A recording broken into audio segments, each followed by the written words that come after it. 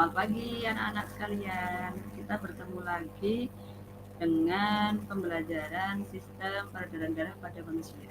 Pada pertemuan sebelumnya, kemarin kita sudah belajar tentang sel darah dan komponen-komponennya. Nah, untuk pertemuan kita kali ini, kita akan belajar tentang penyusun sistem peredaran darah pada manusia serta mekanisme peredaran darah pada manusia.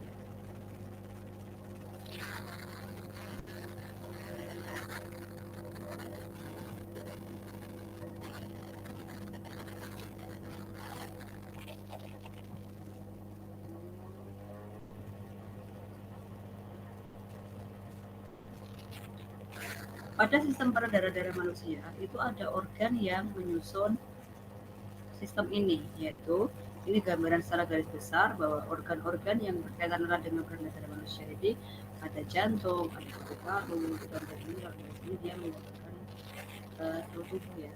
Jadi nanti untuk pertemuan kita kali ini kita hanya akan membahas organ utamanya, yaitu adalah jantung dan pembuluh darah.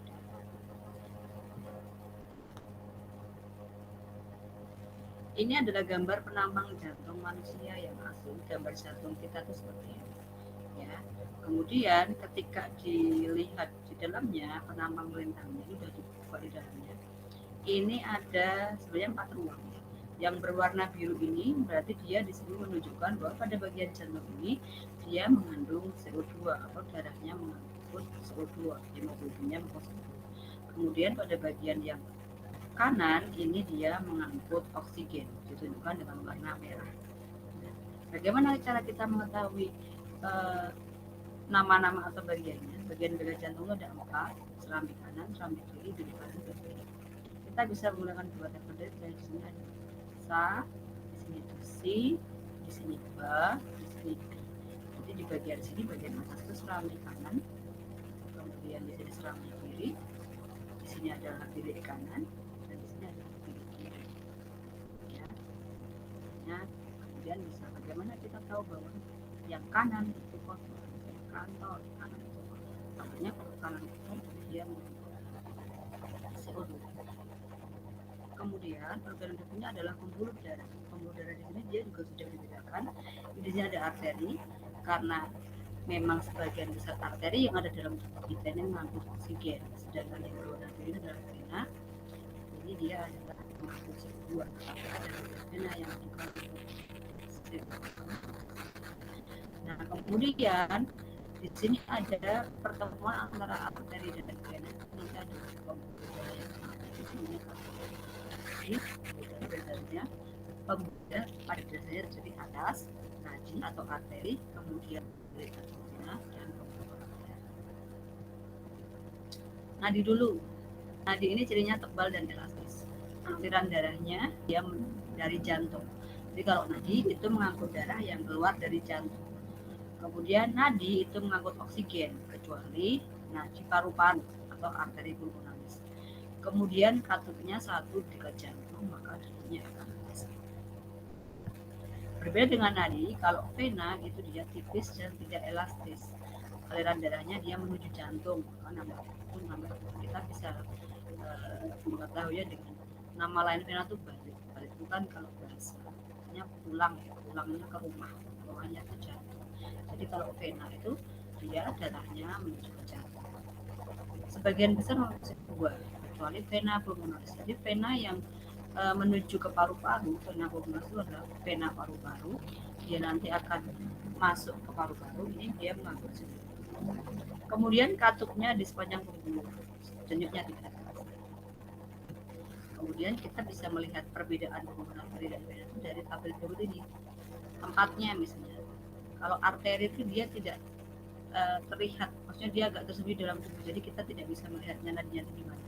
Tapi kita bisa merasakan dengan menekan sedikit bagian, misalnya pada tangan gitu, sedangkan kalau kita bisa merasakan dari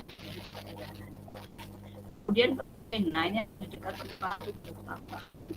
Kalau kamu lihat bagian tubuh kamu, ya tangan ada kayak urat-urat halus turunnya ke jeruan, itu adalah vena. Jadi bulunya itu beda.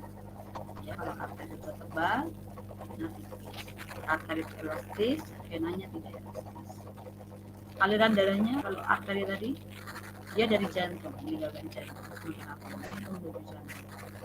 Denyutnya arteri terasa, vena tidak terasa. Kemudian katup itu satu dengan jantung pada bagian jantung. Kemudian kalau vena itu banyak di sepanjang pembuluh. Darah yang keluar itu darahnya memancar, darah tidak memancar. Maka ketika terjadi luka pada nadi itu bahaya, kita akan mudah kehilangan banyak darah karena aliran darahnya yang deras. Kemudian kita akan masuk pada mekanisme peredaran darah manusia.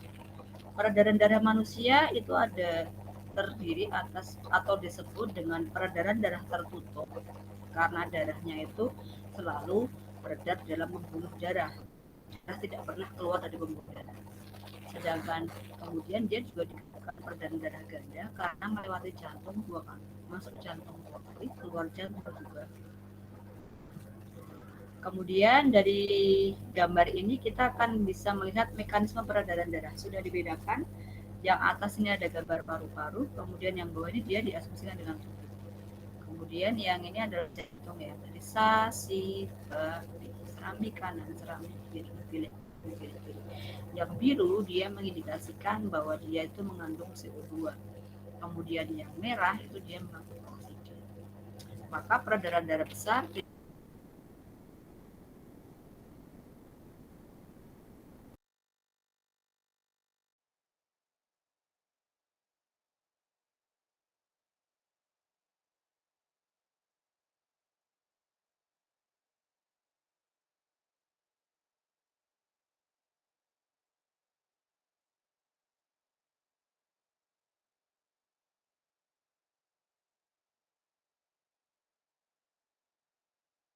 kapiler ya, yang tadinya dia membawa sari-sari makanan dan oksigen, dia kemudian akan membawa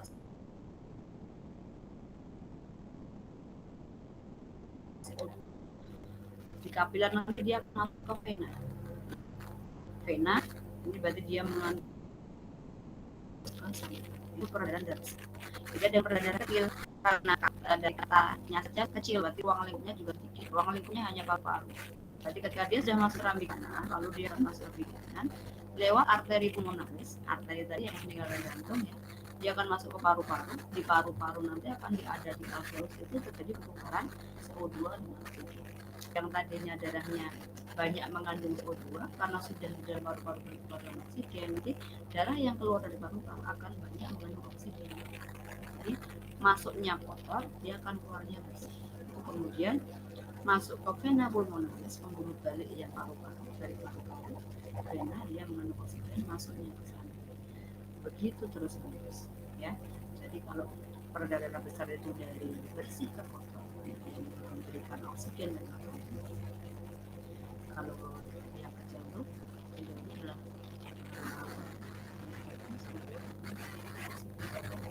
kotor dan